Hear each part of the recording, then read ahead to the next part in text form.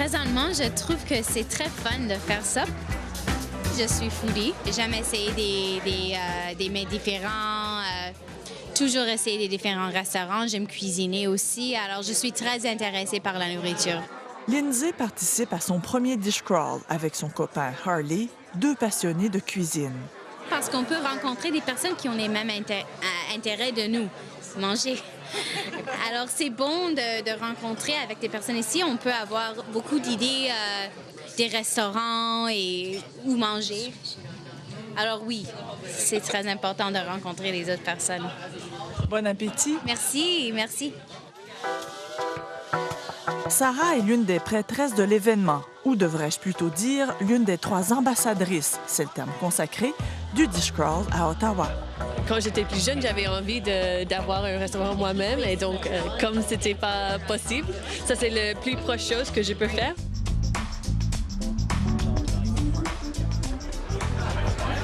C'est bon?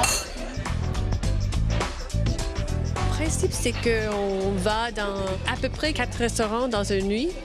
Et puis, ce qu'on veut, c'est que les restaurants nous donnent quelque chose qu'ils pensent est la plus représentative de leur restaurant ou quelque chose qu'ils aiment beaucoup. On passe à peu près 45 minutes ou presque 1 heure à des restaurants. Et puis, après ça, on va à un autre. Donc, c'est pas beaucoup de temps dans un certain restaurant et on mange pas... La plupart du temps, on mange 3 petites choses d'un restaurant. Comme ça, on a beaucoup plus d'idées si on veut retourner et si on veut aller à ce restaurant. Ils sont 50 gourmets, âgés entre 30 et 60 ans, et la plupart d'entre eux sont des couples ou des amis. Le prix varie selon le dish crawl. Celui-ci a coûté 60 $. À Ottawa, Sarah a décidé de garder un petit secret. Elle ne dit pas aux participants dans quel restaurant ils iront. Ils apprennent 48 heures d'avance le lieu du premier rendez-vous. Cette fois-ci, rue Preston, dans le quartier italien. Chaque restaurant doit être à distance de marche. Je trouve qu'il y a beaucoup de monde qui aime le secret. Et donc, c'est un petit peu mystérieux. C'est mystérieux, on ne sait pas où est-ce qu'on va ou qu'est-ce qu'on va manger. C'est un attrait, quoi. Oui, exactement.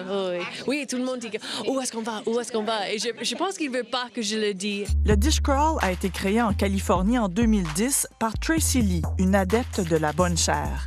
Au Canada, ça a commencé à Montréal, puis à Ottawa en juin 2011 et à Toronto quelques mois plus tard. C'est très amusant pour nous autres de le faire.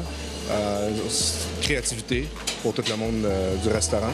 On a essayé de faire quelque chose de bar, dessert et un plat principal. C'est pour que le monde essaie de valoriser notre restaurant un peu plus. Ici, c'est la rue Preston. C'est tout italien. On est le seul restaurant sur la rue qui est quelque chose d'autre, quelque chose de différent. Puis on aime ça faire quelque chose qui n'est pas italien. Pour les restaurateurs, accueillir un tel groupe équivaut à de nouveaux clients potentiels. Et on sait qu'une personne satisfaite ou insatisfaite en parlera à 10 autres.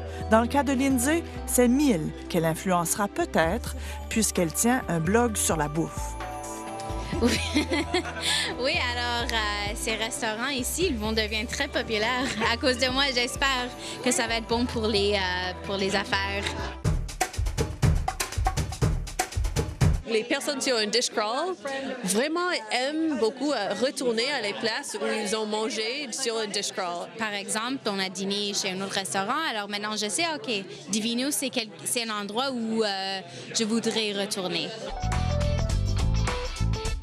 Il est difficile de mesurer l'impact d'un dish crawl sur les affaires d'un restaurant, mais un petit sondage interne donne certains indicateurs. Le vote des participants pour le meilleur restaurant était partagé entre Il Primo et Divino. Pour Sarah, le dish crawl est un véritable succès à Ottawa. Les 4 événements qu'elle a organisés étaient tous complets. c'est toujours complet. Comme pour celui-ci, en fait, j'avais un la semaine dernière et puis c'était complet si vite, comme dans 2 heures, qu'il y avait une personne qui était fâchée avec moi, que j'ai pas dit comme à tout le monde. Ah oui, je vais vendre mes billets à 7h et 7h. Ça, c'est pourquoi j'ai dû faire une autre ce soir, parce qu'il y avait une demande si grand. C'est vraiment comme tout le monde veut le faire. C'est magnifique.